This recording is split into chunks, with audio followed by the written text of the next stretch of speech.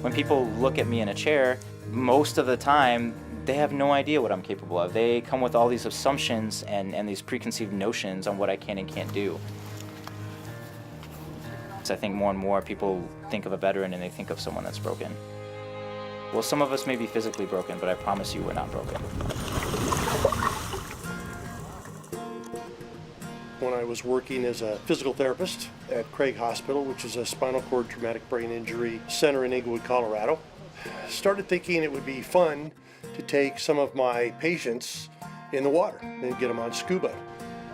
Really hadn't been done before, and what we discovered right away is how liberating diving was and how it enabled them to become more independent. The benefits to the people with disabilities in diving is the lack of gravity. It's put them in an environment that allows their muscles that may not work or work as well as they do on dry land to possibly function. It's allowed them to get from point A to point B without the use of a wheelchair or prosthetic device or on someone to get them there. And I think there's the psyche. The benefit of the psyche is what is huge. So along comes Brett Seymour. Brett Seymour with the National Park Service, and Brett had this epiphany of utilizing these veterans with disabilities who now have training to work, to do something, to have a mission. Now we fast forward to this amazing opportunity to be able to take a select couple of veterans with disabilities and bring them to Hawaii to do a mission on the USS Arizona. And the next phone call I got was from the Pacific Historic Parks. She said, we love what you guys are doing. We're all behind you, and we want to fund this trip. You don't get those phone calls every day. So we had two veterans out here. We had David Ortiz, a helicopter pilot, suffered paraplegia in a helicopter crash.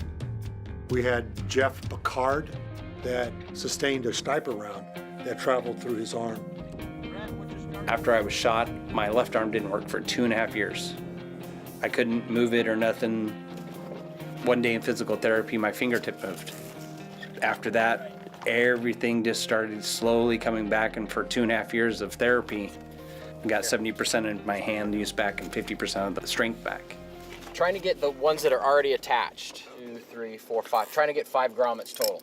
So this project was to measure oil flow rates that are coming out of the USS Arizona. There could be still up to 500,000 gallons of oil in that ship, and it is seeping out.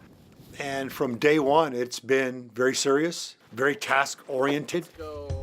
All of the discussion between the veterans and their purpose, and all of a sudden they went from these sort of low-key guys. We're talking about, what are we going to do? Where's your position going to be? Where's my position going to be? How are we going to use this particular device, measuring device? And so there was a true intent, desire to succeed with this mission. And then once we get that set, we get everything taped up where we think we want it, and then I'm gonna come back and grab the camera and shoot. And you three will kind of work it. We were deploying tarps and tents to capture that oil and try to determine how much of it is coming out, to try to determine possibly how much is still left on the ship when it first went down in 1941. Right outside the Admiral's cabin, you can see a pipe comes out and then turns 90 degrees, yeah, just above the gunnel line. So that was the chimney. I think maybe there was an idea of me doing some of the lighter stuff or lightly being involved. But I believe that once we started working together, I think that led us into doing more and more task-heavy work down underneath the water.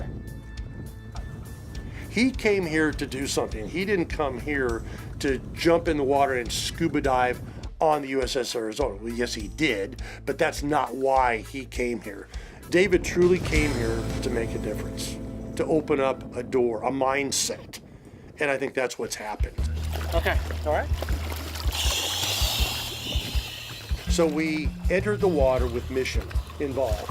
We were educated. We were shown how to touch, how to sense, how to look at things differently. And you guys said, hey, we're gonna take measurements. I was like, I get to do something. I was excited because I love being tasked. It wasn't just diving the Arizona. I worked on the Arizona. And I've seen veterans that come in and they're waiting for that instruction to be told what to do because that was our life. Mentally, I have PTSD, but when I'm scuba diving, I don't care. My mind calms down, everything slows down, but you're doing something. That's what helps me cope with my PTSD. I remember there was one point I was holding a sample jar for Scott, and I ended up going all the way upside down, but I kept that jar right side up because I was not gonna mess up that sample. We did scientific collection stuff. We were busy. I didn't know it was gonna be this messy.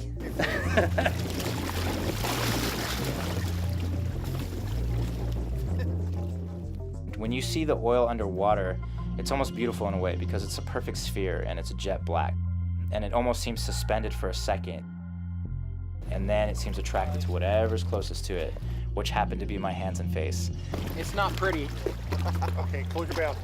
And the first thing that hits you after that is the smell.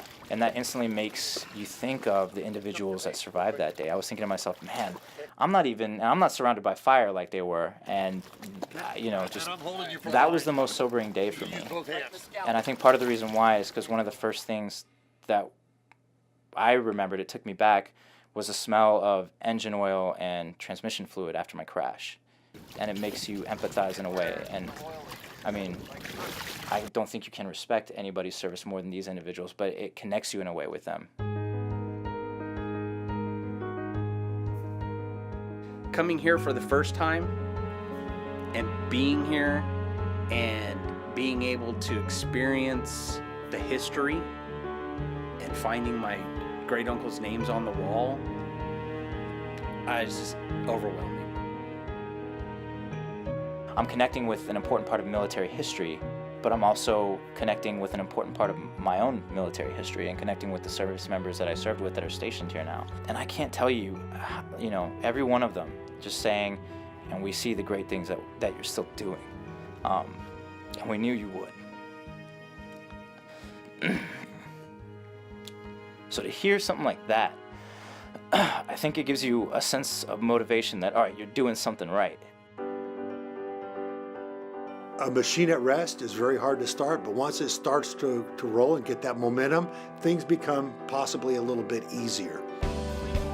We always have the best adventures. We did. This is fun. The biggest value of our partnership with the national parks is that it is task-oriented. It gives somebody something to do while they're diving. And veterans can now join the national parks as volunteers. I believe you guys call it VIPs.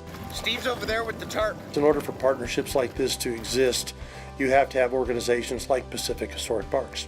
It could not have happened without their funding. So I am beyond grateful for them, and I know I speak for Waves and everybody else and the veterans. Finding the Waves project and then being able to work with the National Park Service to feel purpose again. That's why I keep coming back.